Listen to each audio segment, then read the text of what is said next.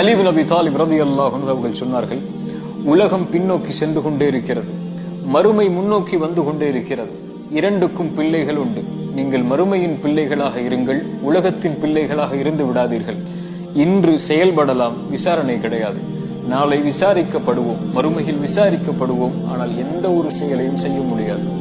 Umar ibn Khattab ரலியல்லாஹு அன்ஹு அவர்கள் சொன்னார்கள், அல்லாஹ் உங்களை விசாரிப்பதற்கு முன்னால் மறுமையில் நீங்கள் உங்களை இந்த உலகத்தில் விசாரித்துக் கொள்ளுங்கள். யார் இந்த உலக வாழ்வில் தன்னை விசாரணை செய்து கொள்கிறானோ இவனுக்கு மறுமையின் விசாரணை எளிதாக இருக்கும் என்று. ஒரே ஒரு கேள்விதான், நாம் சுமந்து கொண்டிருக்கக்கூடிய இந்த செயல்பாட்டோடு மலக்குல் மௌத் எம்மை சந்தித்தால் படைத்த இறைவனை சந்திப்பதற்கு நானும் நீங்களும் தயாரா? என்ன தொழுகை இடத்தில் இருக்கிறது, என்ன ஹலாலான காரியங்கள் இடத்தில் இருக்கிறது, அல்லது எவ்வளவு ஹராமான காரியங்களை நாம் செய்து கொண்டிருக்கிறோம், என்ன நேர்மை இருக்கிறது அல்லது என்ன நேர்மையற்ற செயல்பாடுகளை நாம் செய்து கொண்டிருக்கிறோம். இந்த நிலையில் தொழுகை இல்லாத, நேர்மையற்ற, ஹராமான காரியங்களை செய்து கொண்டிருக்கக்கூடிய, படைத்த இறைவன் விரும்பாத காரியங்களை செய்து கொண்டிருக்கக்கூடிய சூழலில் மரணம் வந்தால் என்னாகும்?